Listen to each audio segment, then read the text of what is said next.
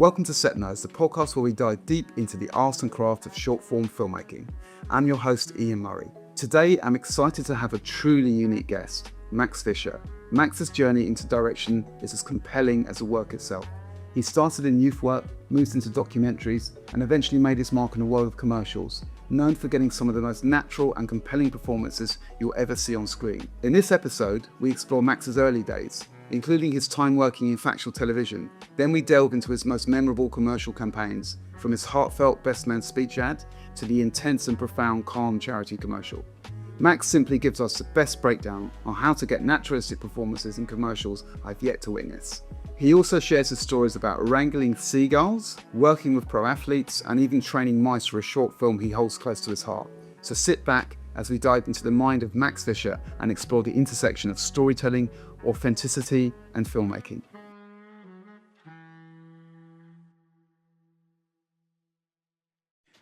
Is there any stuff here you want to talk about before we get going? Why not getting my level 4 GORE-TEX certificate? What the fuck is that? So I left school young. I didn't have any qualifications, didn't have anything, and I did loads of weird jobs. Actually, this is a good start to the thing. Yeah. Let me start with that. Okay. Getting my level 4 GORE-TEX certificate. Yeah. Because that's a good start. Oh, it's fucking. Yeah. I've got a level. Don't get me started. Do get me started. I will get you started. Ask me a question. Yeah. Any question about technical waterproofing. All right. Okay. I will answer it. It's a challenge, man. I know a little bit about GORE-TEX. Because I used to be a dispatcher. What happens if I look at the camera? Is that weird or is that cool? No, I think I'm breaking the fourth wall. Yeah, go direct. Fleabag style. Yeah. Come on. You'll be the first to do that. So, man, yeah, trailblazer. So, yeah, just reading through your highlights here. Getting my level 4 GORE-TEX certificate. What the fuck is that? Well, I left school young without anything, no qualifications or nothing, and I did loads of shit jobs. I did like cleaning squid. I did all sorts of crap things like that. Potato grading. I lived in Norfolk, so I did quite a lot of gang labouring, like out on the fields. Yeah. And I got a job like in a camping shop, and I was always good at blagging. And so they said, oh, maybe he could flog anoraks. And this was when GORE-TEX was coming. It's like, oh, we've got a new thing.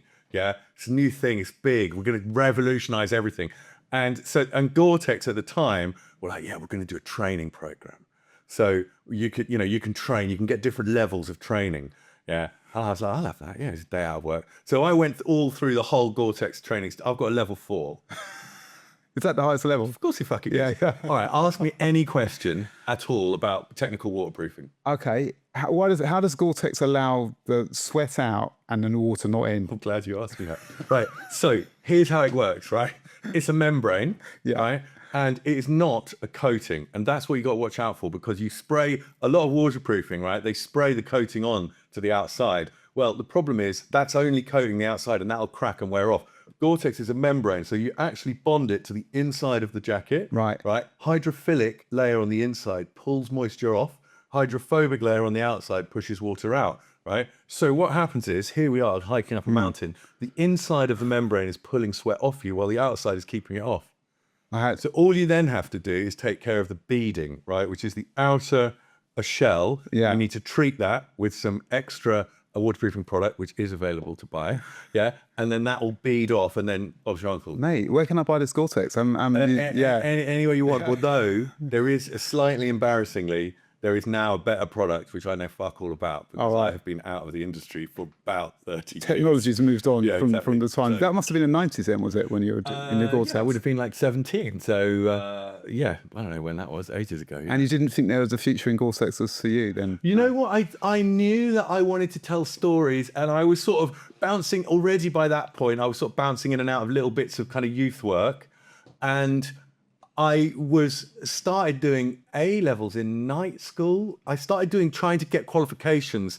I had a couple of GCSEs, and I started doing night school to try and get something so that I could get into uni and go and like learn about how to write and tell stories, which was always what I wanted to do. So you had the film bug from quite an early age then? I always liked films. I didn't know quite what it was that I wanted, but I liked telling stories, and I wanted to do that. And I didn't want to do shit minimum wage jobs and sell GORE-TEX for the rest of my life to twats. And so I thought, I've got to do something. And with the youth work, were you kind of, when you meet, I imagine you were meeting quite a few characters during this, were you kind of storing those characters in your mind, thinking that Really, I was just a Roman myself at the time. So I wasn't really like, I mean, I used to write stories about that, but not really like, no, I don't know. Like, I was just, it really just worked for me. I was a kind of naughty kid, and then I got these chances to work with other kids and kind of work on youth projects with them. And, you know, back when there was money for council youth projects, and, you know, I would do, you know, all that kind of stuff with young offenders or refugees. And I just enjoyed it. And one day I borrowed a camcorder off a mate, took it along to a project, and we just kind of mucked around and made a film on a old, whatever they were, those little tapes. And then Hi8s. yeah, something, and then digitized it into a computer, and someone showed us how to edit it, and we totally just made it up as we went along. And that's the first time I ever did any filmmaking. And then just those sort of took off, and that became my little thing, making films with naughty kids. And then, well, they were part of the process as well. yeah, Would you so do they were involving? shooting, and so that So would you were be- kind of teaching and sort of involving them in the whole. And that sort of youth work filmmaking approach sort of has fed everything that I do up to now. So this idea, like the early broadcast commissions I got. So from there, I started to get commissions for BBC and Channel 4 and do like pitch single ideas based on the kind of world that I was working in. But it would always be like kind of stories with heart, first person stories, like letting these kids tell their own stories was the big thing. For me, I like people to own the story and tell their own story and be kind of proud of the story. And like, I've never done that kind of looking at you type storytelling. I like storytelling which has heart and which is hopeful, even if some of it's shit. And so that, I think, is where that part of my voice was born, and that really stayed. And that was challenged at times because you go into factual telly, right, and you're like, right, this is me, I've got a voice and I'm cool. And then I think I bought a flat. When did I buy a flat? In like 2012. Suddenly I've got a mortgage to pay, and I'm like, shit, now, you know, and you can't always make all of the documentaries that you've pitched. And now you've got to be like, right, well, what's the next job? Oh, it's Big Fat Gypsy Weddings, or it is Can't Pay, We'll Take It Away, or Bad Santas, where we take a load of criminals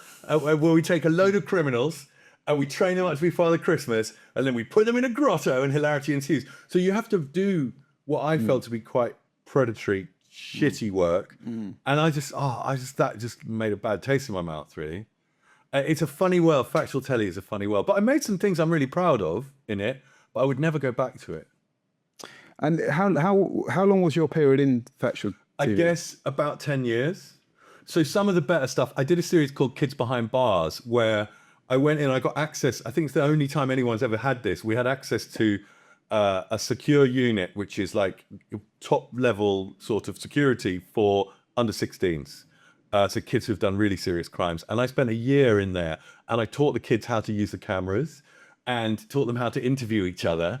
And we did this very kind of educational, kind of empowering route into something that's actually quite visceral and exciting. You know, they're quite violent and they're crazy and their backstories are nuts. And these are kids who've kind of chopped people's hands off and done all sorts of wild things when they're 12 and that, yeah. But by kind of empowering them and enabling them and working with them and their families, we were able to come up with a version of that was kind of morally defensible in terms of telling the story, that wasn't just predating on their lives and their horrible life experience. And they ended up really proud of it. I'm still in touch with loads of the kids. So you got to find like some kind of inspirational line underneath the kind of horror story of maybe what their situation has brought into their lives. You've got to not take the piss out of them, really.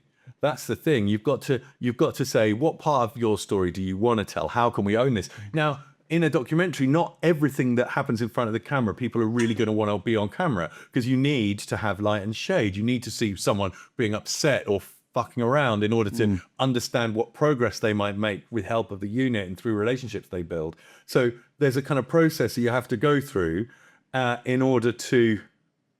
It's not as simple as just be like, we're just going to put whatever you want to put on screen, because that's not how documentary filmmaking works. Good documentary filmmaking. But you have to get them to own the storytelling process enough that they want to tell their story, I guess, is the difference. So it's building trust with the subject, right, for you. Exactly. Yeah. And that's a big part of all the work I do, I think. I think trust and getting people to trust in the vision and having a proper relationship rather than, I'm pointing a camera at you, I'm your boss, I'm going to tell you what to do. It's like, I want to make this with you, and and I'm like that. And I think that's partly why I really enjoy working with kids now, because I enjoy getting that trust and finding a kind of collaboration with them and getting the best out of them like that. Yeah, I can see how the sort of social work, youth work would feed into that, because you've got to be really interested in and have a lot of compassion for the actual person, right? I would imagine, and that way they can sense that, and that's what builds a trust with them, right? Exactly. So and I think that is the through line that leads into the ads and then into the shorts and leads into the work that I want to do moving forward, you know? I mean, we could talk a little bit about the wrestling period. Oh, yeah. Do you want to talk about that? So This is chronological, right? So we started off with the youth work, and then we came into some of the more orthodox, like Kids Behind Bars, and then the wrestling family. I had known this wrestling family around Norwich for a while, and they kind of had a big reputation. They're a wrestling dynasty, and the dad's like Rowdy Ricky Knight, and he's been in prison. He's a kind of debt collector, tough guy, and the oldest son, that is called the Zebra Kid, wrestles as a Zebra Kid. He's been in prison too.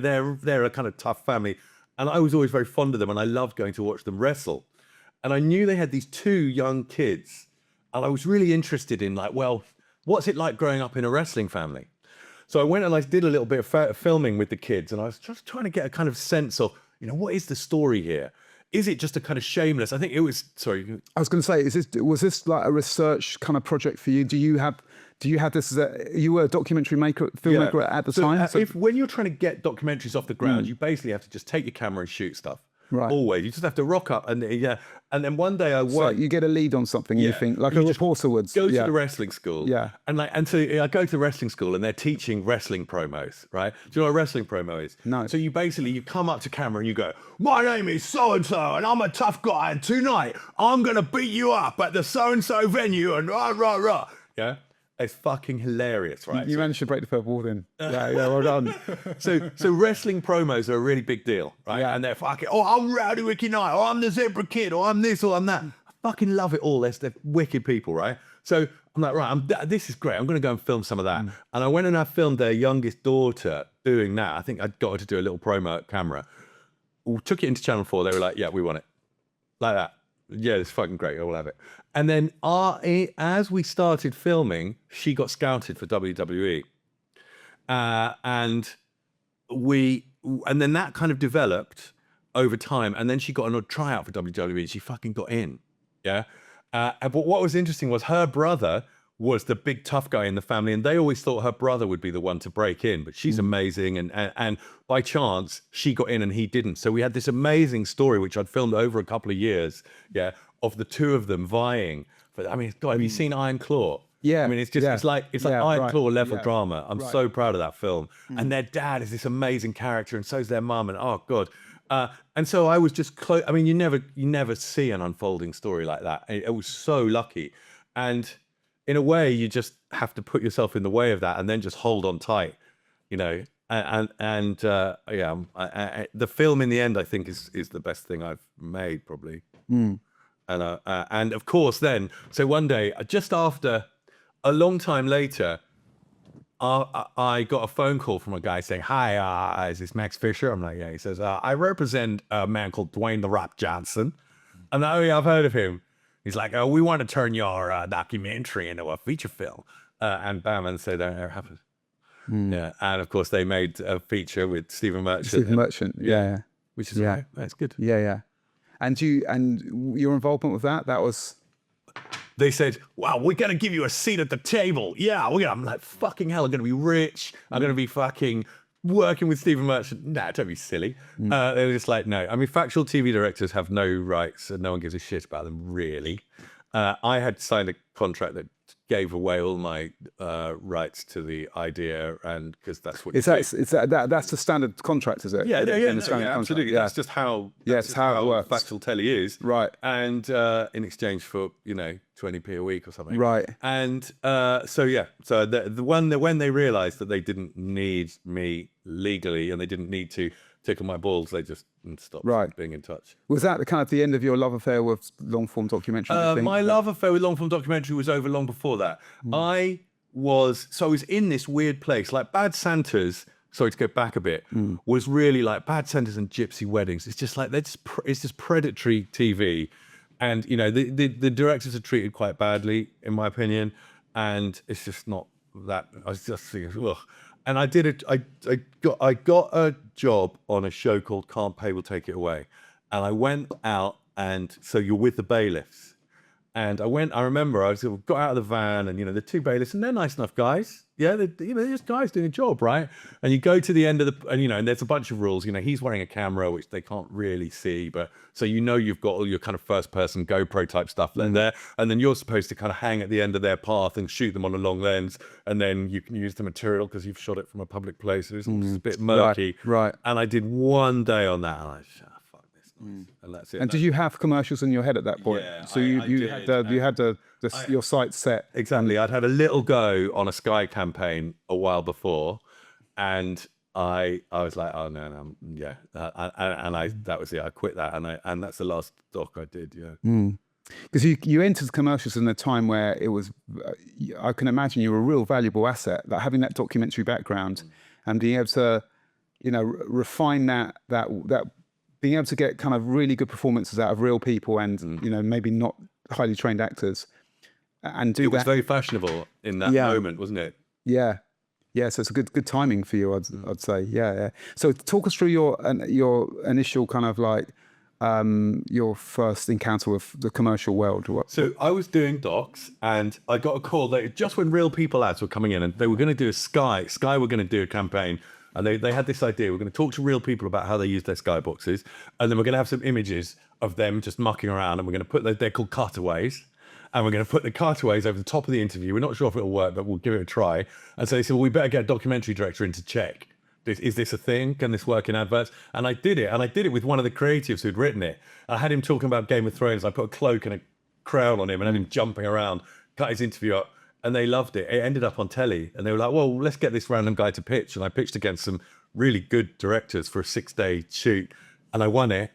And I was like, oh my God, this is amazing. You never look back. Like, oh my God, like people drive me around and people bring me coffee, and I bought a flat. I put a deposit down on a flat. I was like, no, I'm never going back to telly. And of course, I was like, I'm a commercial director now. Of course I wasn't. It took me years of knocking on the door and grafting and shooting tiny things for the Navy and building up that way to finally get my kind of foot in the door.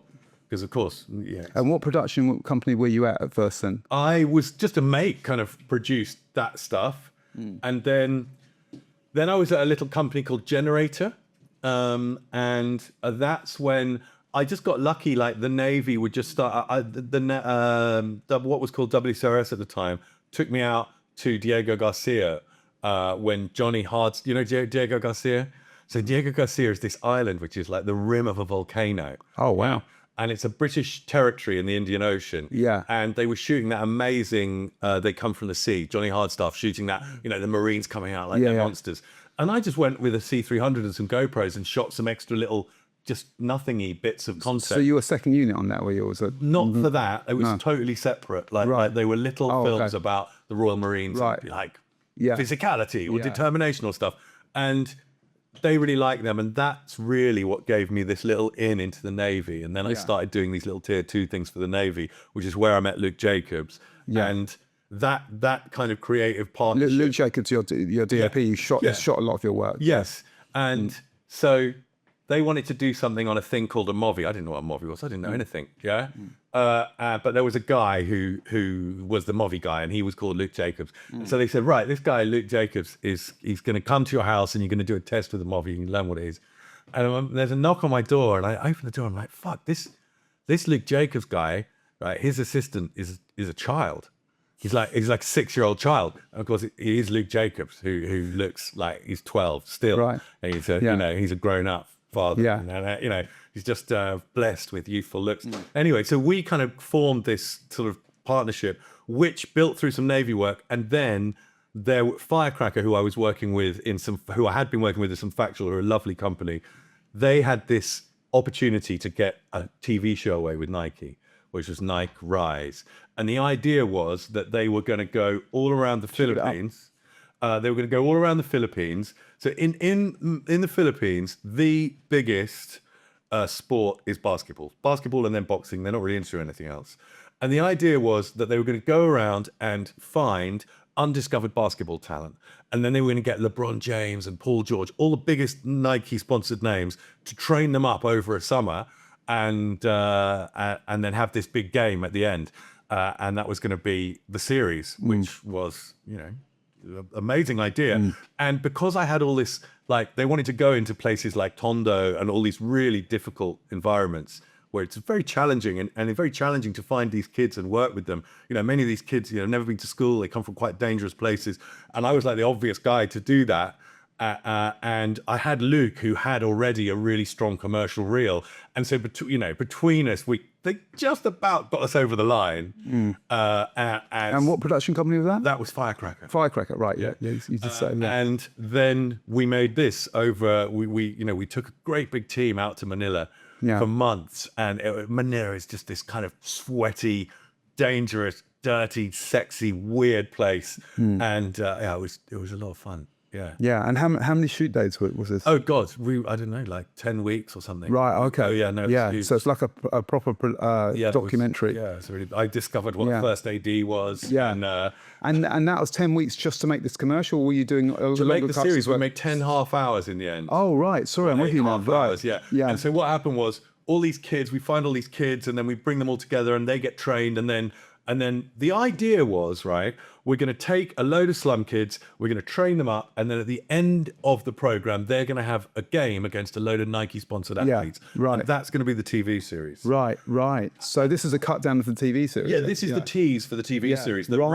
So it ran all across Asia, the series. So this is the series trailer. I didn't realise that. I thought that was a commercial in its own right. A trailer for a long-form documentary, which I think was one of Nike's first telly project. Right. Okay. Interesting. Yeah. And so from the off, I was like, look, this isn't going to work, guys. Like, and I was sort of a bit like out of my depth because it's Nike, but I was like, you can't take a load of slum kids who've grown up without proper food and vegetables and make them play against a load of kind of hench college athletes and, semi-pro basketball players just after a few masterclasses with LeBron James. It's just going to get massacred. And they didn't really buy that. They were like, well, this is the idea. That's what we're doing. Just do your thing, And I was like, all right, but that's not fair on them. And that's not how I work. And I don't want it to be like that. That's not what I do. You brought me on because of what I do. And this is what I do. So I said, right, all I want as a documentary maker, it's good to have multiple hairs running, right? So I said, all I want is for you to let me run this story thread about how no one's got any education, right? And about life chances and what their parents did and what happens in their villages, right? And if it doesn't pay off in the end, so be it. It's no drama. But what I wanted to do from the start was to get talent scouts from colleges and universities to come to the final game and see whether we could get any of these kids scholarships. Yeah. Because I knew from the start they would get, absolutely obliterated in the final game.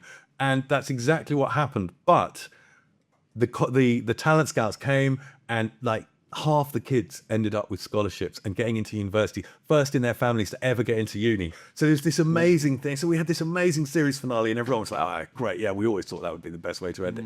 And it was glorious. What a triumph! Yeah, and I'm still in touch with a lot of them kids, and I'm really proud of that work. So.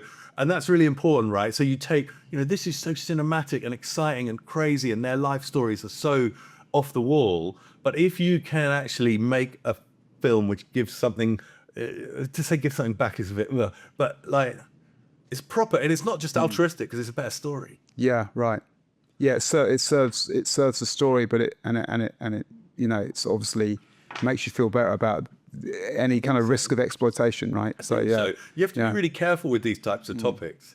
Same with young offenders and just young crazy kids off the wall who just are inclined to let you film them without really knowing what's going on. You have to be a bit sensitive and think, who's really is this just me, an educated older person just furthering my career, or is this, you know, in a way that's a bit tasteless, or is this something that I'm morally comfortable with? You know? Right. And that's the question you have to keep asking yourself, presumably, right? As a documentary maker, particularly in factual, like now much less so, because in branded content and ads, people are generally treated much better, I think, and that's something I like about it.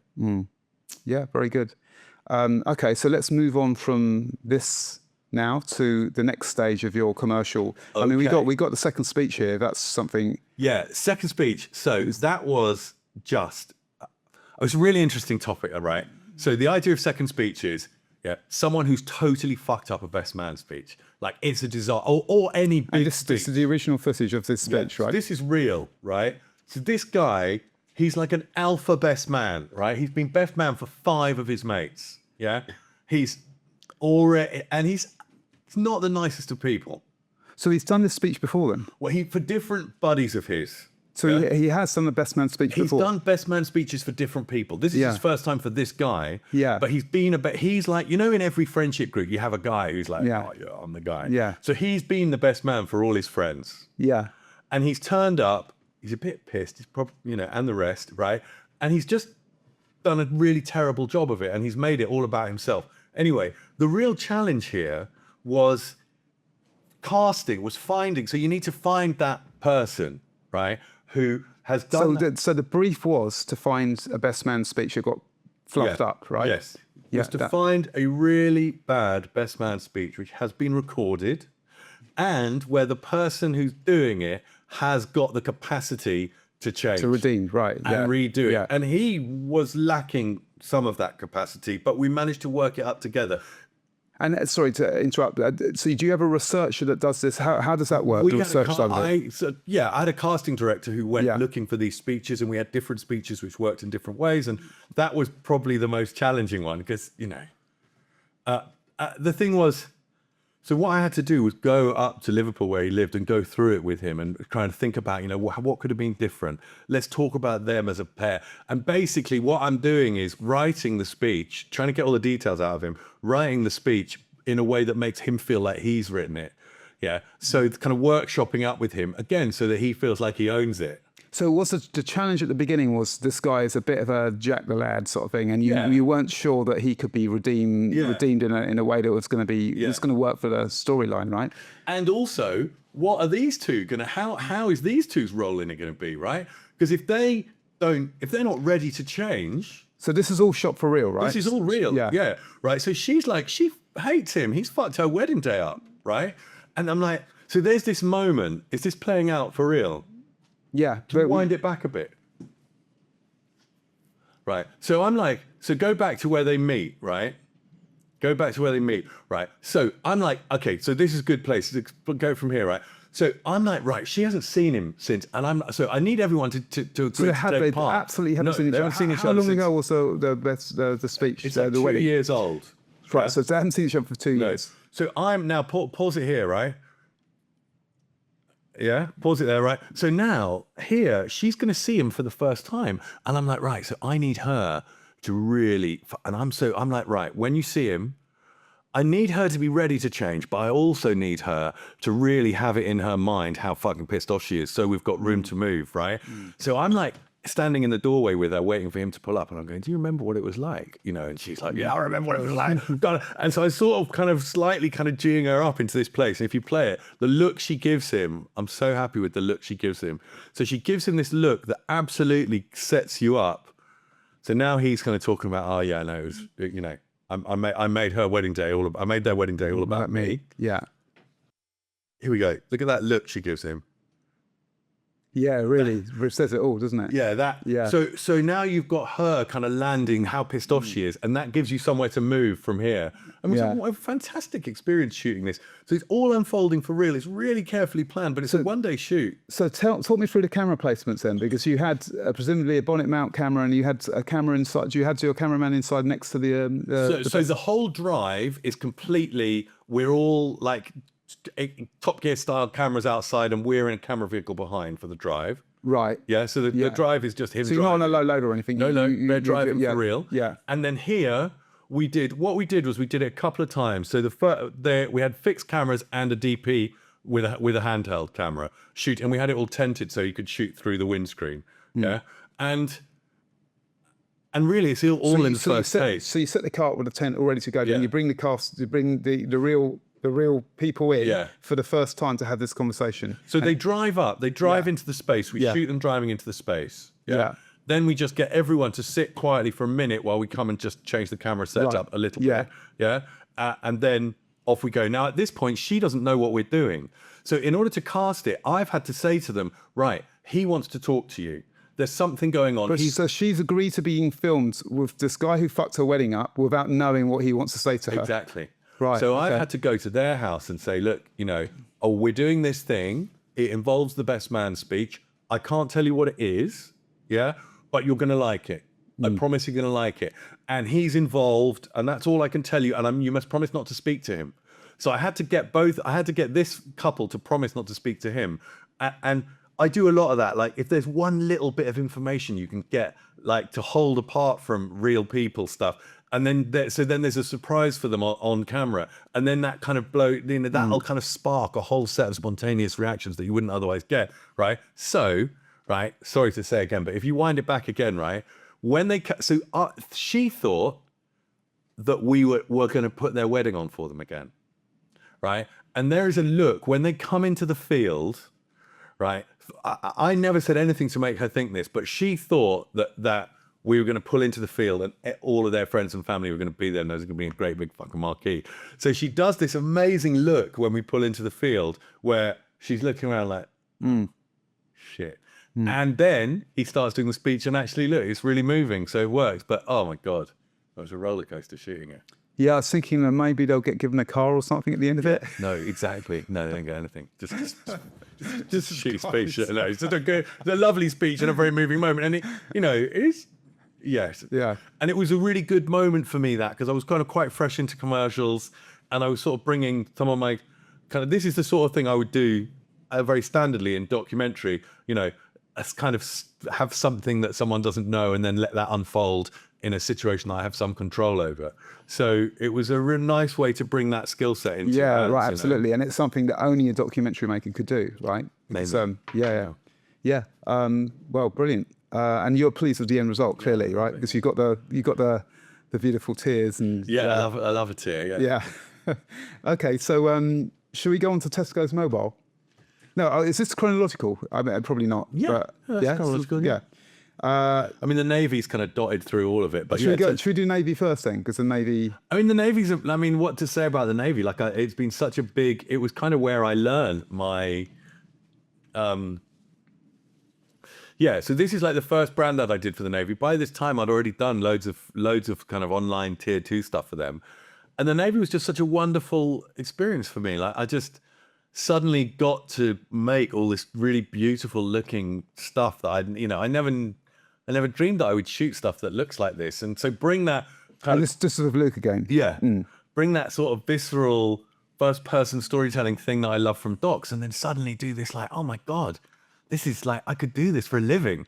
And this is the first proper, like, wow, I can shoot. And now I'm getting excited. Like, I can shoot good looking material, and I can bring the kind of heart and the storytelling, and it's got transitions. It's all starting to come together, right? Yeah, so and see that. This was really. So talk us through the sort of the crew, the size of the crew, the equipment, that sort of thing. This is a really small crew. So just to go backwards, this was the first thing I did at Outsider, right? And I had been trying to get signed forever. So Outsider is your first big production company signing. It was the and so this was the first thing I did there, and suddenly I was like, oh wow, this could be a thing. But this is a real minibus and a bag of sandwiches job, right? So we were 8 of us, Luke and I, handheld Alexa Mini, couple of GoPros, a producer, and we're just busking this. And so like that's a GoPro shot, that's camera, that's GoPro,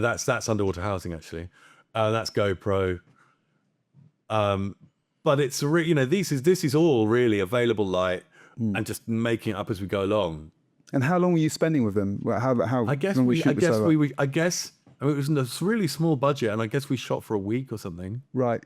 little bits. And I mean, it was one of those where we just kind of just hauled ass around the country to little. Yeah. And when you're working with the Navy, you know, they'll be like, oh, well, there's this little training facility out in the middle of nowhere, and you can be there between 3 and 5 on this day, and then so you sort of have to make it work like that. Yeah, I heard actually from Simon Rattigan, who did a job. His breakout job was actually with the with I think it was the Army, and it was. Do you remember that? It's fantastic. The Boots one. Yeah, exactly. amazing. Oh no, not the Boots one. It was the one before. It was actually for Channel 4, and it was guys wearing masks during the Iraq War, and it was something. It's a circus. The war's a circus or something, and they're wearing kind of like clown masks, and they're actually.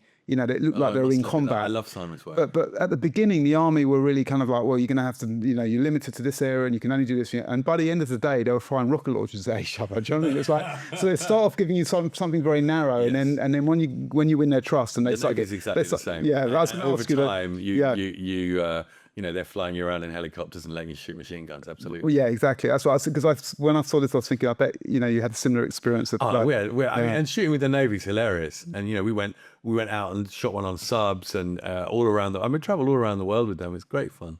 They're really good. They're really good people. It's also, you know, the worst seasickness you've ever experienced.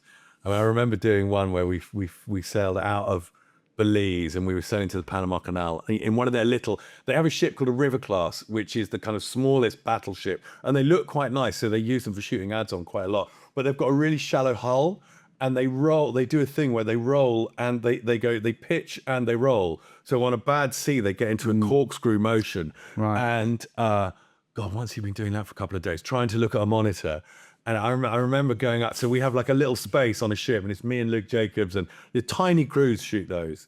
Yeah, me and Luke Jacobs and a focus puller, and we're all just like, and everyone's like throwing up, you know, in their cabins. And I went into this little windowless room where, you know, where the focus puller's trying to do the downloading, and Luke's kind of gone green, and going, I say, boys, I've just been looking over the edge of the ship, right? And I had the weirdest impulse. And they was like, oh, you're thinking of throwing yourself over the side as well then? I'm like, yeah, they're like, oh, yeah. Everyone's contemplating that. I mean, it was so bad for so long, but we got it shot as well. Yeah.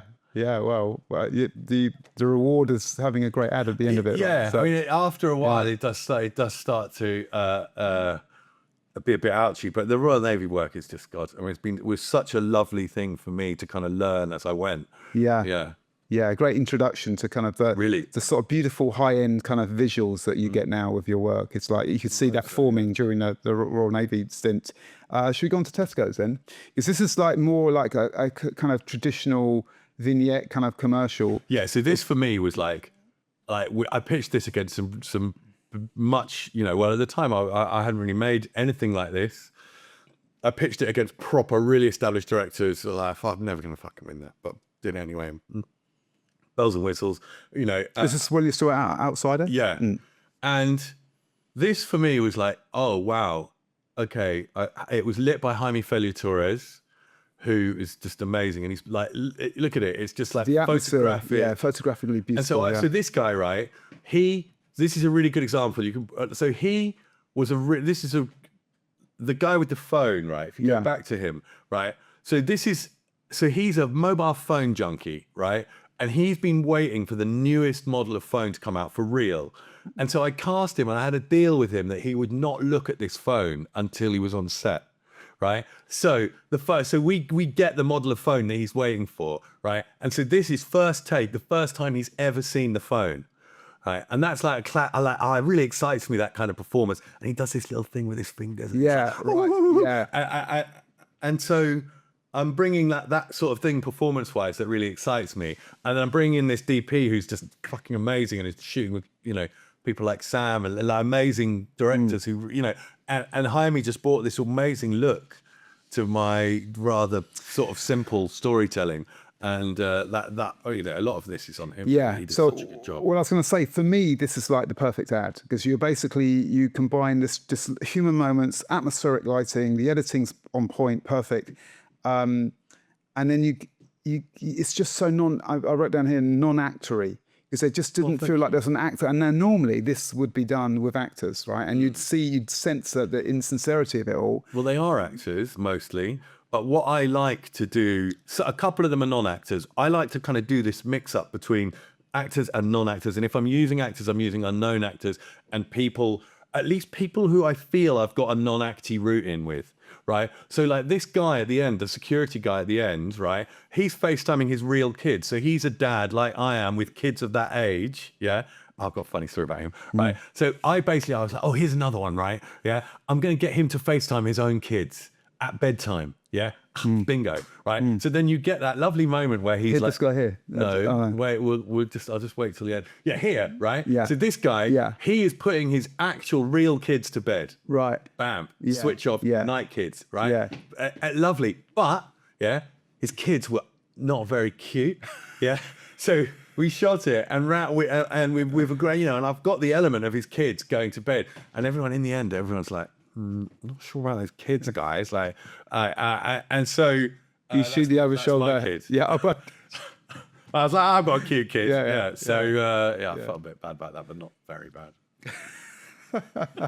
so the other performance I want to ask you about is the two kids in the playground. So that's the hand-to-hand thing was what you were talking about. Yeah, I'm talking about the hand thing. The girl laughing, she's really scrolling through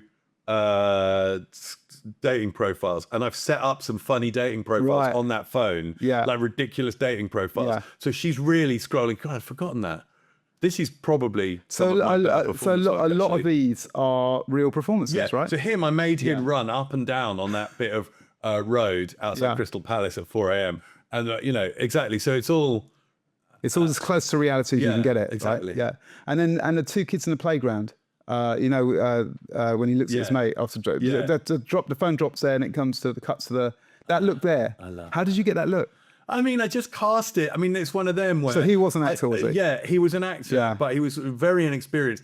And I just cast these two lads who had this bounce off between them. Yeah, right. Yeah, and then there was like a chemistry between them. And then I was like, then I tell the other guy to knock it out of his hand. Yeah. At a time when he's not expecting it. Right. And so then they're actors, but also there's a thing. Then he really, and so that instinct was a kind of little bit of instinct. spontaneity in the moment. Yeah, well done, man. Because thank you. I've watched this for ages. Yeah, I mean, and how does it feel watching it again after? Great. I feel proud of it, and it's nice to say nice things about it. Yeah, it really is a beautiful ad, and like you say, Jaime brought so much to it as well. The atmosphere of it all, it just works on every level for me. Okay, so now we can jump to. We've done the Royal Navy. Should we go to Calm? Yeah. Well, is that good time to go to Calm? Yeah. Wow. I mean, this is okay. Jared, you haven't seen this, have you? I almost want Jared to see this for the first time with the sound, because the actual music in this, the hauntingness of that voice without music. Really, I mean, James Radford of Radford Music deserves a lot of props for this project. He really brought a lot, and the creative team at Adam and Eve it was a really good team effort between the creatives and James. I can't take any credit for the music. This idea that we would, from the start, they had this stills campaign. They had this poster campaign that they were going to do, which was this idea that you were going to walk through this installation and see these pictures of people, happy and full of beans. And then at the end, there would be the reveal that these were the last photographs taken of them.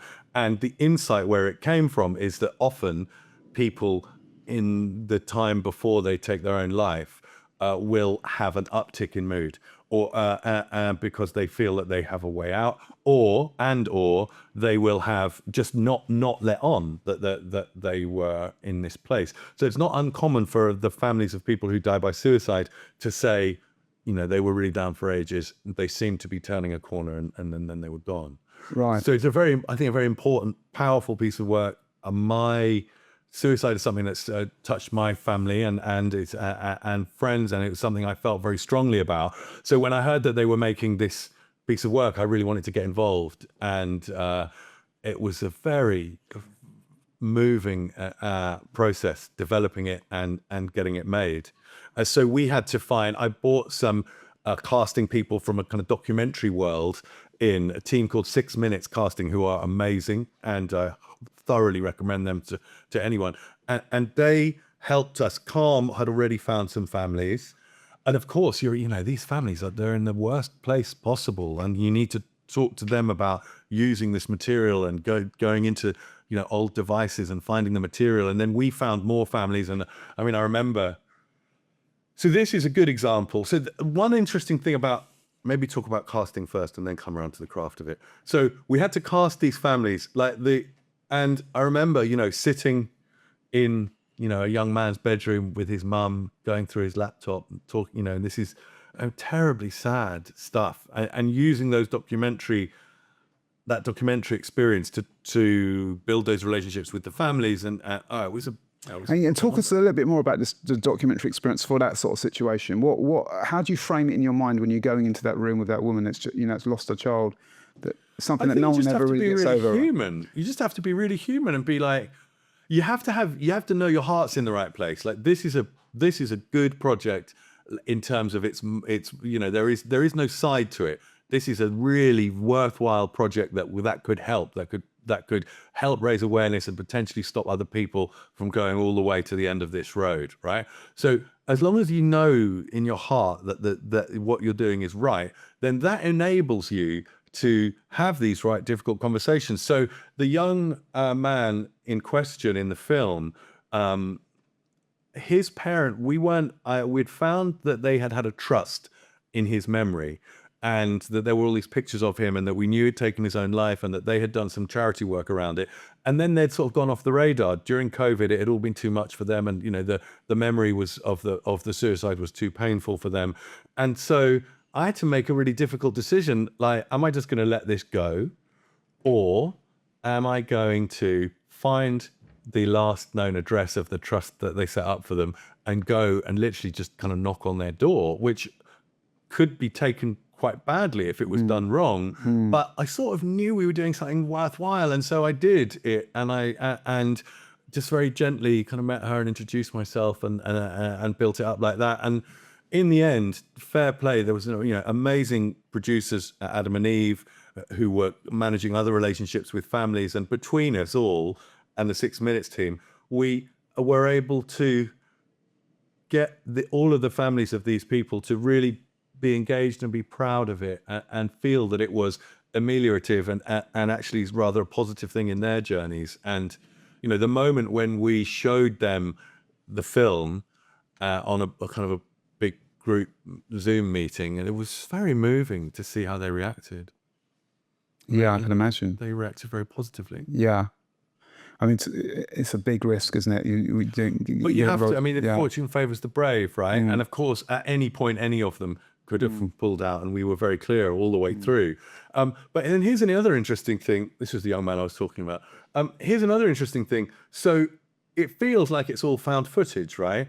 But you see the shoes there? When I was first treating it, I was like, I really want this to feel like almost like a social media ad when you first see it. Yeah, I want it to feel like, like a Facebook Reels kind of ad, but it needs to be more crafted than that. And it's going to need pauses, and it's going to need little moments in it where that give an audience time to kind of settle with a moment and then move on. So what we decided earlier on is that we would shoot extra material to go around the material that we found, much of which is very snatched. One of the things that I wrote in the first treatment was, something that I always remember from my youth work days is kids just when they have new trainers, and it's the same for any of us, like nothing speaks to like hope for the future like a new pair of trainers.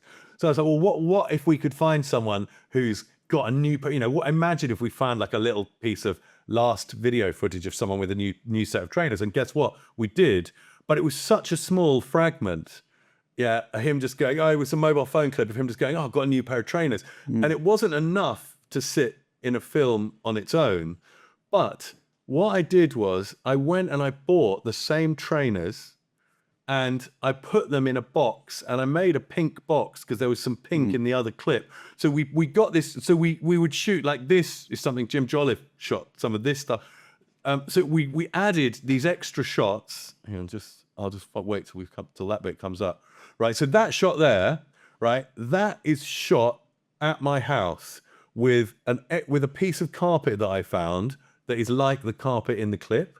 The shoes I bought because they're the same shoes he's wearing, and then the pink shoebox we made because if you go into the next clip, there's some pink in this shirt. Right. Yeah. Yeah. So And it ties it together. Yeah. And so we decided what we mustn't ever do is pretend that people were there when they weren't, obviously. But we can shoot extra little bits that just give that moment a moment. So that gives the shot of the trainers in the box gives the story a moment to land. And then this young man says, God, you know, I'm going to run around in my new shoes. And now it's enough to work in the film. And so like the hand holding the Easter eggs, that's my son holding a little jar, because we've got this thing with the guy with the Easter eggs, but it's not really enough and you can't quite tell what he's doing, and the Easter bunny mask's a bit odd. So then we shot the close-up of the hand holding the Easter eggs in the can, and then that, same with this frog, that's shot at mine, because it sort of feels like it matches. And it's actually really important to give the moments that time to breathe. Right. So then we built the edit, and we really crafted the edit for ages with James Rosen, who is a brilliant editor who cuts most of my work at the moment. And then we were working on the tune, and we always knew we wanted something happy but melancholy. It couldn't just be happy, like flippant, like because the story's too deep. And so how are we going to bring that to life? And so we found that tune, and then James orchestrated that re-recording of it. And it was actually I think it was one of the creative directors at Adam and Eve that was listening to the stems of the track, and just by chance he listened to the vocal alone and was like, hang on, that's it. And then we never looked back. Yeah, I mean, but stripping the music away was a really smart move, man, because it gives it that haunting quality, and that the space between the voice, that emptiness between the voice, like the emptiness that they must have left in their families. Do you know what I mean? That for me, that's what really choked me up when I saw it. Was that they are amazing. Yeah. So talk me through the reaction this had when it went out. Very, very powerful. I mean, it really seemed to chime, and people reacted very strongly to it, and I'm really glad. I mean, we went down to the installation where they put all the posters up on the South Bank, and lots of the families came, and lots of people stopped. It was terribly moving to be down there, and see people coming and people interacting with the pictures and families and people just stopping and staring at the pictures. God, it was powerful. And then, of course, the film did very well. And I know it's funny because it's completely outside anything. In a way, it's outside anything other. Like, it doesn't really bring you like any other commercial work because it's so different. But that doesn't matter because I really like doing that sort of purpose-driven work. So moving on to Toyota. Yeah. Billy Monger. Yeah. So that's like, we're good? Yeah. It's up. There you go. He's a cool guy, right? So got no legs. But we really wanted to make this. So this is the script that I've been wanting to see for ages, right? Because I come from docs, but then all my doc work is like, all my old doc work looks like shit because I shot it myself, and like, and then I've just got like Nike or whatever, but I haven't got loads of docs on my reel. And there's tons of amazing filmmakers that have tons of docs on their reels. So I was like, "Why? I really want to see some doc work." And I was always saying to production companies, "Oh, where's my documentary scripts?" Well, I didn't really, even though that's where I come from, I never had anything on my reel that is in this kind of world, right? So I was lucky to see this script probably, and I'm so glad that I did. Absolutely fucking loved shooting it. He is a really interesting guy, and it was really like this. Like that moment, like where he goes under the water and then we hold and we work. Like, I really wanted to bring some of that crafting storytelling, like, guy with no legs goes into the water. Shit. Hold on the surface of the water. Oh, fuck, it's going to die. And out he comes. Like little things like, do you see what I mean? Like bringing a bit of interesting storytelling to, because there is a very standard way, isn't there, to do like sports documentary about hardship. It's like stare down the barrel with your eye. Yeah, God, when I was a kid, shit was really bad. And then, and now it's better, and I've overcome some hardship. Like, and so I didn't want to do that. I wanted to try and do something that was a bit more visceral. It was like from him, like his love of speed. So I had this treatment, right, that was always moving across. There's always moving. So this is a moment. Originally, the script didn't have the crash in it. It didn't have any reference to the crash in it. He lost his legs in an amazingly brutal crash. race car crash. Racing car crash. Yeah. And I said, well, we got to find a way to tell that story, because he was, a prospect. He was kind of looking like being the next Lewis Hamilton, and then he lost his legs, and we have to find a way to nod to it. And so at one point, and there was, well, is it going to work? Is it not? Just let me shoot it, and then we can decide in the edit. And so at one point during the shooting, when his legs were kind of hurting him a bit, I just took him aside and I just said, I just want to talk to you about that time. And then, 50-50, so then I've got Luke just kind of rolling over my shoulder. So 50-50 is when you're rolling the camera about the subject knowing you're shooting. So we say to the crew 50-50, and then the crew are rolling, but then I'm totally like kind of taking his attention. He doesn't know we're rolling. And then we get those moments which are just coming up where he... So I love the sequence here of the kids, the legs. That's and just a direct rip-off of Chris Hewitt's Anthony Joshua transition. Yeah. I love Chris Hewitt's work, and I just, that's just, let's call it reference, yeah? But, so this moment here is what I'm talking about. Yeah. Yeah, and it really, really helps, because you have to have the shade to the light. You have to have something to work from without doing heavy-handed kind of X Factor backstory type stuff. And then I wanted the thing to always be moving across. I mean, Luke is brilliant for this. So here we are in it's a combination of drone and Luke on a motorbike. He shoots brilliant moving stuff on a motorbike. So all the stuff where he's running and cycling, Luke's on a bike and he's... I don't really... With a gimbal? No, I don't really like Steadicam. I don't really shoot any Steadicam at all. So, and Luke is amazing for that kind of... What I like, even if I'm going to shoot dolly, I want them handheld on the dolly. Right. Yeah. So here, and the mic... And it's that because of the authenticity of the feeling that you feel like you're with them when it's handheld. Whenever I shoot Steadicam, I hate it. Yeah, it feels... It just makes me feel like I've detached from the subject, is it? This is not my... And that goes for all gimbal work, does it? That's some Movi, Steadicam, all that, yeah. Yeah, well, sometimes there's an argument for a Movi, like for a push in, or if you're doing something a bit more stylized, like it's the first shot I drop in the edit. I did a couple of Movi shots on a shoot that I did a couple of weeks ago, and they were the first things to drop. And now so your favourite is kind of handheld, is it? Yeah. Right. And then the jump cuts here, it reminds me of the Nike when he's bouncing the football. I'm sort of referencing myself there, and why not? I mean, it works. Yeah, it works really well, actually. And I like this. I like those kind of transitions. Like, I like those kind of rough transitions, like pedals to kayak, which is just, it's a movement transition. Yeah, it's a sort of, what would you call it? It's a sort of a match cut. And I just love shooting onto water. Luke's like about like dying light. We're both like just freaky about the dying light. So you get to these positions where we're just like, there's X amount of time in the day where we just want to shoot the whole ad. The producers are just tearing their hair out. You're like, well, I've got nothing to do between 11 and 4 in the middle of the day. And then you just want to shoot the whole thing here. Yeah, like the what's it called? The Nestor Mendros thing. Terrence Malick. Days of Heaven. Days of Heaven, have you seen that? I haven't seen it. Okay. I'll have a look. The whole thing was shot during twilight. That's where Terrence Malick got his whole cinema style was in that film, with Nestor Mendros, a great DOP. I'll have a look. Yeah. Anyway, so this was I mean, he's a really, again, it's about one thing that's quite interesting with Billy is that he has been shot to shit already, right? And everyone's got an inspiring story to tell about Billy. He's actually... I wasn't very moved by anything that I'd seen of him on camera before. So there was this challenge of taking this guy with this very inspirational story who has told it a million times and who has been shot a million times already for a load of, sort of mediocre TV documentaries about his journey. And then how are you going to come and try and find a fresh way in as a director to get some actually fresh performance off him? And so like 50-50 and putting him, what I realized quite quickly is that he likes to be knackered. Yeah. So I watched all of his documentaries before I pitched the job. And so that I had things to say to the creatives about it. Because I noticed that when he's interviewed after, he's done whatever, loads of kayaking or loads of running, he has this kind of different way about him.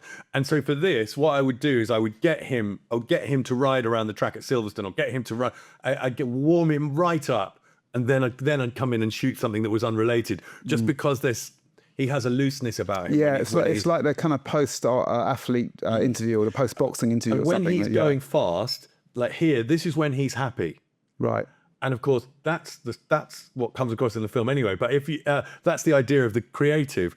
And if you just, often the truth just sings the loudest, right? So the whole idea for me here was just to knacker him out. And I went and hung out with him before the shoot and talked to him about that. And he's like, you know, yeah, that's great.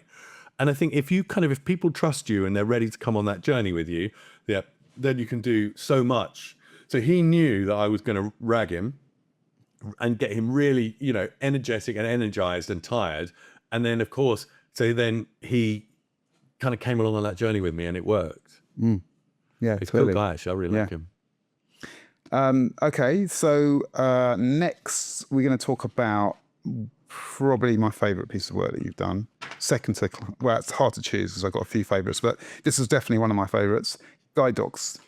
Yeah, it's cool, isn't it? Look at that. It's like a Lowry painting, right? Yeah. That's like, I really wanted that first wide to be like, I'm not big on like cultural references like that, but that was always for me like, so she's a real footballer, never acted before. He's obviously a real blind guy. And just, I mean, this is really like, who's Luke at his best as well. The performance is. And you chose the anamorphic frame. Yeah. That's not anamorphic lenses, is it? Is that anamorphic lenses? Oh, I think it might be spherical. Remember, I think it's bars on spherical. Yeah, it looks like that. But but wide. So why the wide frame?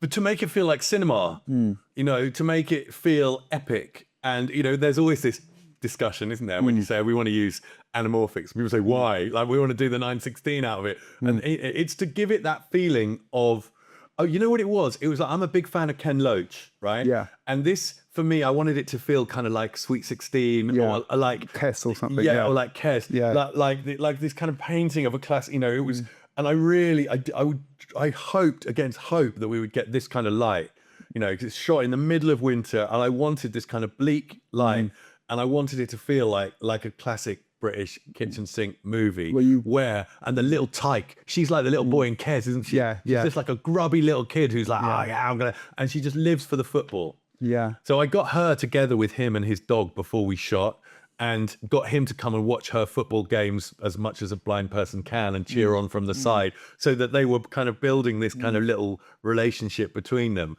And she knew the dog. And so this was actually quite hard to get this performance, but we managed to get there. The look up she gives at the end, man. She's a great kid. Yeah, that for me, that really touched me when I saw that. Yeah, to be honest, it's one of my favorite pieces. And it's all available light, presumably. Yes, I mean a little bit of bounce. This is we used like a chariot dolly quite a lot on this. So this is Luke sitting. This is like the grip team pulling Luke along in a little.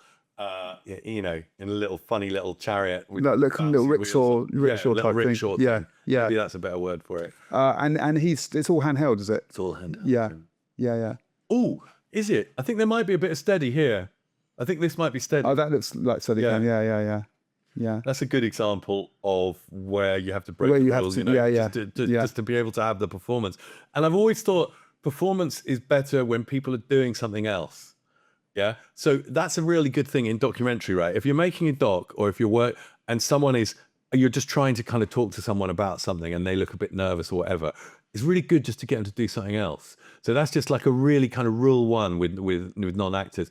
Oh, I'm just going to talk to you while you do your shoes up. I'm just going to talk to you while you make a cup of tea. Anything that will just take someone's mind off what they're doing. So here, just, you know, for non-actors, just to walk along holding hands is just enough to take their mind off. I mean, obviously it works because it's what you do after football practice anyway, but these little things just to take someone's mind out of thinking about what they're doing. Those seagulls, by the way, I'm a big seagull wrangler, right? So I don't know, I used to do this in telly when you're making telly, it's only you, right? I'd always have a bag of sliced bread wherever I go. Yeah, I just chuck sliced bread wherever I go. Yeah, and then seagulls and pigeons come in, and then when you're shooting, you go bam, bam, bam, bam, bam, and then all the seagulls fly out. That's a great tip. That's a great tip. We're going to use that as a short, right? It's on the front. It's on the front of. Have you got the new Vodafone? Here. Yeah. Oh, yeah. It's on the front of the new Vodafone, and we were on this piece of land in. Do you want to get the Vodafone up? Is it this one? I have this one. This one. Yeah. So here, pause it here. Right. So just talking of seagulls, right? So we found this piece. I mean, look, it looks like Cape Town, doesn't it? Yeah. So we're out there. Where is that? It is Llandudno on the coast of Wales. So we're out there and we've got this amazing morning. Beautiful. And suddenly I was like, hang on. And so I had the creative team running down, throwing bread all down this road, right? And then running back to get out a shot. And so all the seagulls come in. And then I send the ice cream van down the road and then play it. And then you get this amazing kind of layered shot with all this production value for free. All you get, you know, I just had to blag a loaf of bread out of the hotel we were staying at. Yeah. And seagull and pigeon work is probably the sum total of all. Well, I was going to say, we're going to go on to some pigeon work now. Should we have a look at some pigeon work? Should we get Exor up? Because we got. I've got a good story about these pigeons. Yeah, you'll be glad to know. So there we go. So I wrote this, right. I'm pitching this. I'm like, you know, this is a nice ad, right? And I need something that's going to, if I can get this pitch over the line. I'm like, right, I'm going to open with two pigeons cuddling. Yeah, it's Christmas. You've got two pigeons, ooh, like they love each other. And I just wrote it. And I could see Maddie, the producer at the time, who's just the best producer in the whole world, bar none. I see Maddie kind of looking at me like, you know, like, what the fuck are we? How are we going to get two pigeons to cuddle? And at the time, I'm like, oh, whatever. You know, we'll just get stuffed pigeons if we have to, and put the kind of which obviously isn't going to work, right? So anyway, we pitch it. We come to shooting it, and we're talking to the animal wrangler. What we did here was we got a breeding pair of pigeons, and we kept them apart for 2 weeks, right? And so then they come back together, and they haven't seen each other. And the guy, the male pigeon is brailed, which means one of his wings is gently tied back, so he can't jump up on top of the lady pigeon, right? And then they bring them out of these two boxes, and we've got the shot lined up. This lovely, this DP, Ziga Zupanic, fantastic guy, did a really good job of this, very painterly. And so we've got this track set up, and everything's lined up. And we know we haven't got long, and there's like winding, and you know, if it rains again, they're like, oh well, no, pigeons won't fly in the rain. And we get this little break in the weather, and we put the two pigeons on there, and the track comes in like this, and then in they go just to have a little snuggle, and then he tries to jump up on her, and he falls off the fence, and you have to pick him back up. God almighty, but we got it. Yeah, that'll make a nice bit of BTS, wouldn't it? So trying to hump his lady pigeon with one wing. And similarly, the dog, God, making an Alsatian sleep is a fiddle. You know what animal handlers are like? They're like, oh, well, might sleep, might not. Like, it needs to fucking sleep. Yeah, anyway, we got that. And so then we had to just completely clear the set. And again, kind of a bit 50-50. And I say to her, look, we're not going to shoot it now. I just need to line the shot up. So then she's calm, the dog's calm, and we're all like running the 50-50. And we got that, the dog sleeping in a rehearsal. So that everyone, they just wasn't amped up. Do you know what I mean? And I really like this. Yeah. And was this always written in? I love the running down the hallway for that was part of my treatment. So when it came in, it was a variety of sort of silent night moments, and then the reveal of why it's quiet, that this guy's turned his Christmas lights off. Yeah. But I just sort of thought, is that enough shape? And I quite like I'm sort of straining at the leash a bit to do stuff that's a bit funnier. Yeah, and whether I'll ever get to do that or not, I don't know. But I loved that idea of setting something up at the front that's a bit of a misdirect, so he looks like he's doing CPR. Yeah. And then you just leave that, and you're like, you know, you oh look, he was doing cakes the whole time. Yeah. And that means then once you've set it all up, you can have all these silent moments. Then you go ring, ring, ring, ring, ring, ring, ring, ring. You think, oh fuck, here we go, the whole world's on fire. And you see him running, and of course, guess what? It's just and that I think that's a really nice bit of writing. That works really well. It brings it all together, ties it all together really well. Gives it a shape. Yeah. Great. Okay, so we got a couple more, and then we'll go on to your short films. So this is. So is that shot for my first question, is that shot in the morning? Is that like first light in the morning, that opening set? Then that's first light as well. This is all Trinidad and Tobago. Yeah. And this is Luke again. Lots of it shot, you know, just silly o'clock. And Trinidad and Tobago is a hard place to shoot, you know, really hard. It's very poor. It's quite kind of depressed. And what was really nice, this job was really, really well received. And it kind of it tells this kind of story of Trinidad and Tobagans kind of helping each other out and doing stuff that actually they kind of don't do very much, and this kind of sort of halcyon vision of life on the island, and it really, really chimed with people on the island. And so it did really well. And we've shot another one, which is going to be released this Christmas. Similar story. This time it's about the bus driver's son coming back to see him. So this guy Schilling is an old bus driver. So he's a non-actor. Yeah, he's a non-actor. Almost everyone in here is. Yeah, I was going to ask you about how you got the performance from him, because the look at the end when he sees the beer and I mean, I can't really remember how I got that performance beyond patience and working quite closely with the with the ECD Mark Hunter, who's a long-time collaborator of mine and a fantastic guy, and we just kind of worked together. And actually, it was him at the end, and often that was the last thing we shot. And he's like, we need to just keep looking at that and keep finding other ways into it. And you never regret just really interrogating something. And in the end, yeah. So now, of course, he's like a minor celebrity on the island, and we've shot another one with him that's about to come out. And yeah, there it is. Yeah, wonderful. Yeah, wonderful. It's fun to shoot there. How long were you there for? I guess we were there for a couple of weeks. I had food poisoning for quite a lot of it. I remember we were in so we go into the new one that's going to come out now has a scene in a supermarket, right? So we turned up, right, and they have loads of nice street food, but it's a bit, so I eat a load of this street food, right? So then I'm in we're location scouting. We've found the supermarket we're going to use for the scene where he walks through the supermarket and he's shopping for turkey slices for one, yeah, and it's all great. And then I'm in the supermarket on the last scout before the tech recce, and I said, try and do a little fart. And I was like, oh, fuck, here we go. This is bad, right? So I have to run. So I run into the bogs, just like, it was, yeah. So, right. So then I come out of the toilet and I say to the location manager, we probably can't ever come here again. Yeah. Right.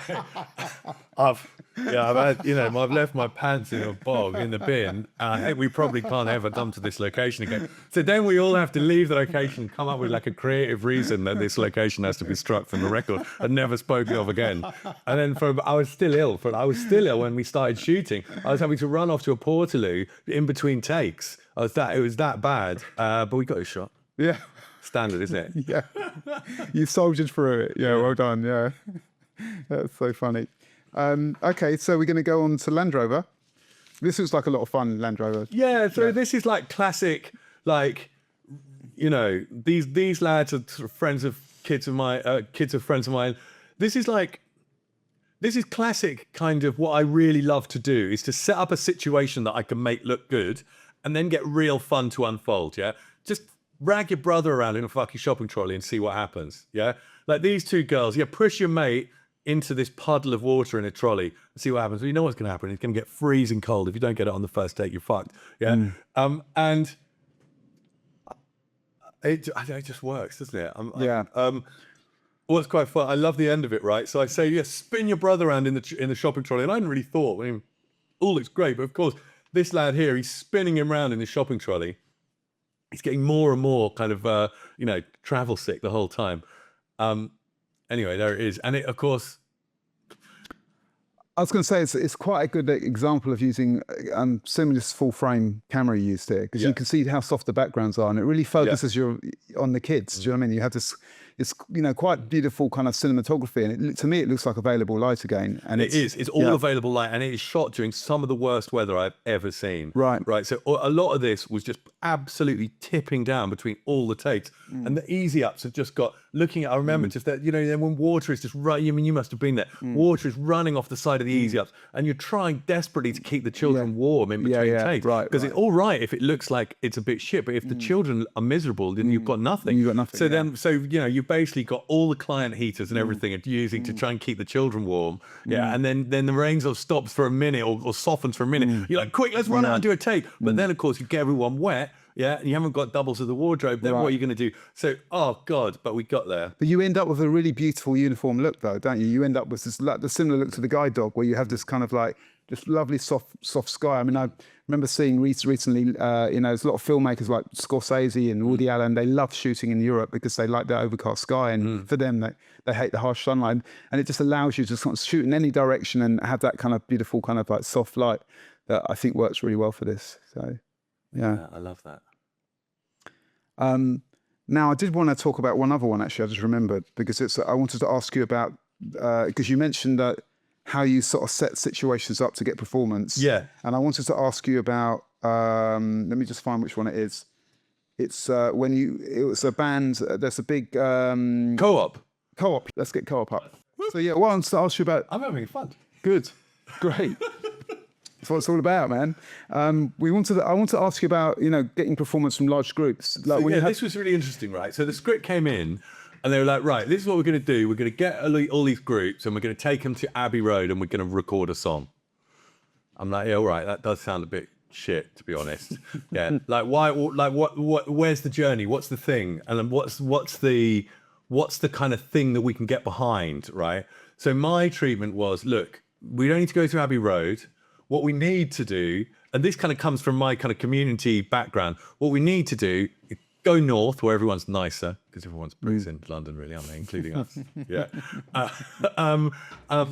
Go north, and we need to find groups that I want to learn a song. Yeah, and then film them learning the song. Yeah. And these little moments of them learning, so it'd be schools and banjo groups and just, and so that was what this was about, this real learning. Yeah.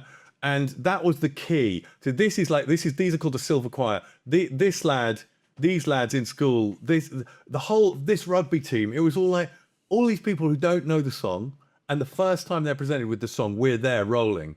So it's about what can you bring to a situation that's real. And of course you can still scout, this is lit and this is, we've taken the time to light it, but we're introducing a fresh thing into their lives. Fuck, we're going to do this Blur song. And then you find in a group, you always find in a group that there are people that shine. Yeah. And actually you're not looking to shoot a group. What you're looking to do is to shoot one or two people within the group who speak for the larger group. That's the key. There's really, for me, I mean, other people shoot different ways, but for me, I'm not interested in shooting a crowd. What I want is to find a group of people and pick out one or two. So this kid, right, in the school scene, right, there's this boy and he was the joker. And the first time we went to the school, the woman was like, oh God, this lad. Yeah, I can't remember his name. Not him. Keep going. Yeah. She's like, oh God, he's going to want to be in it. And as soon as my ears pricked up, I was like, yeah, I bet he is. Yeah, I'll have him. Yeah. And so let's see, where is he? Yeah. Keep going. And so what you have to do is find the group of people. I forget this spot. Hang on. Him, right? Go back. Right. So he's a violin player, right? And but he's funny. Yeah. And so what I did is I get everything ready, right? And I shoot it and I get him playing his little part on the violin. And then I say, oh, mate, try and play it on the trumpet. Yeah. And he's like, oh, yeah, he's up for a laugh. Try and play on the trumpet. And so then we get this, which I think is the best performance moment in the film. So you've got everything lined up like that. And then and then do something different. Like same with that old deer. It's about finding the person within the group that speaks for the wider group. Yeah. And then finding a way to get the energy of the group to come out through that person. Right. So can I ask how many cameras were you running on this? Was it just this is 2 cameras. Yeah. But to be honest, like I'm using nearly all A camera. Right. And I'm really happy in that environment. So so this is me and Luke moving around, this, that. And that's the chemistry between the two of you doing documentary, right? It's exactly. Just being and I know what I want. Find the moments, So what I shoot everything on the Tech Scout, I shoot everything on a phone, and then I build an animatic. And so I'm always kind of quite carefully planned. So I do sometimes, in a big situation like this, you're like, well, of course you need to run at least 2 cameras. But actually I hardly ever end up using it because I know what I'm after. That's such a good, I'd much rather just be really like, focused on one. Yeah, exactly. Yeah, that's a really good argument for single cameras. Like, I think if you know what you're doing, you've got the right chemistry between you and a DOP. And otherwise, you're like, oh, maybe I've got it on the second camera. Inevitably, you haven't. Yeah, right. So then it is much better to spend all that time prepping Yeah. You know, so you get every single group there. I had hung out with them several times before we shot, right? So they're all on my side. They all want this to work. Everyone's ready to give their time and energy and to go again and again and again. So all that time and energy you've put into getting to know everybody and getting everyone to feel like they own this project, right? That means that on the day you can get people to go over and over, and you can get people to repeat things, and you can shoot everything you want to, rather than, you know, you sort of dragged them all there and they're doing it because you've said you'll, you know, you do X or Y, and but actually after 2 takes they're all sort of bored and it shows. Right. Because if people aren't enjoying it, then you've got you've got nothing. Yeah, really, that's a real, again, another excellent bit of masterclass in how to get performance. So we're going to move on to your short films now. Okay. So do you want to start with a small change? Yeah. Was this your first self-funded short film? So small. I had been wanting to shoot a short forever, right? And when I was outside, I was always saying, oh, let me shoot a short film. And they were, no, shoot an advert. And then when I was at Knucklehead, I was trying to get a short film off the ground. They weren't wanting me to do that either. Oh, they were supportive, but it just never happened. And then, so when I moved to Rogue, I was like, I'm just going to get on with it. Actually, I was already doing it with my mate on the side. So I just put some money down. Can I just ask before you move on, what percentage of your career and the stuff we've watched would you say is at Rogue then? Is it? Oh, so I've been at Rogue for 2 years. So AXA, Toyota, the shorts, Carob. I mean, it's a good time for me. And I've got a really fantastic thing about to come out. Yeah, it's been the best move for me. Yeah, I mean, they're just lovely people, and it's creatively, I find it an environment which is really moving me forward. It's great. Yeah, good. So this is, I'll tell you a story about this, right? So this car, right? We wanted. So Theo Barkin-Briggs, you know, who's in the SAS Rogue Heroes, right? I wanted the car to speak to, like, this person is a twat. I wanted the parent of the child to look like they were kind of you know, just 4x4 driving arsehole. Yeah. But then we cast Theo Barkin-Briggs, and we hired a Range Rover, like 120 grand Range Rover. You know, the kind of car that's just like got a funny matte finish on it, and it just looks like the person who drives is definitely a bell end, right? And then we found out just before we shot it that Theo had only got his driving license like 2 weeks before, and so we couldn't get him insured on anything. So we're like, where are we going to find a car that is shorthand for being a complete wanker? So of course it's my car. And my wife had been telling me to fix the air conditioning forever. This is the heat wave, you know, the hottest heat wave ever in the history of time. And we shot it over those 2 hottest days ever with no aircon, with a little girl in the back, like, you know, hoping every time we finished a take that she wasn't going to die, which she didn't. It was fun, you know. I really enjoyed shooting it, and I was from the start with these shorts. I was like, well, I don't know quite where this is going to go, but I've never shot any real dialogue ads, really, apart from little bits and bobs. And I think if I want to shoot dialogue ads, which I do, and more performance, I need to show that I can do it. Right? Yeah, right. So you wrote the short film yourself. Is it based on any of your encounters with? He's based on a lad that I used to work with in a kid's prison called Ryan. Ironically, the lad's name. Well, no, I shouldn't say his full name. Anyway, the lad was a very lonely car thief, and he would steal cars because he wanted attention. And he would deliberately get caught because he liked being held when the cops restrained him. And so he was a care kid who was really broken. So this character is based on him, and this idea that he's sort of trying to build this friendship with this little girl, but actually he just, you know, like, the parenting that is missing between the girl and the, and her mum is sort of what he wants. So when he's looking at her with her mum at the end, he's sort of jealous, and he's saying, oh, didn't you get her any crisps or anything? And that's so that he's that sort of, and then I read this story about someone who really accidentally kidnapped a kid. So I conflated the 2 stories. And it had a nice little festival run. Yeah. And then it kind of geared me into writing Mouse, which is the film that that is doing a festival run now that I'm really proud of. So this is Mouse. Yeah. So this is sort of based a little bit on I had a secret mouse when I was a kid, wasn't allowed to have one. So I saved up my dinner money and I snuck off down the pet shop. I was young, like 7 or 8. And I snuck off down the pet shop on lunch break, and I bought like a discounted mouse and the reason I got him discounted was he had a massive tumor on his head. He had like head cancer, right? And I kept him in a secret box under my bed. And he was like my little secret world and my little mouse. Yeah. I called him Lucky. I don't think his life was really that lucky, you know, living in a box under a bed with head cancer, eventually getting eaten by my cat.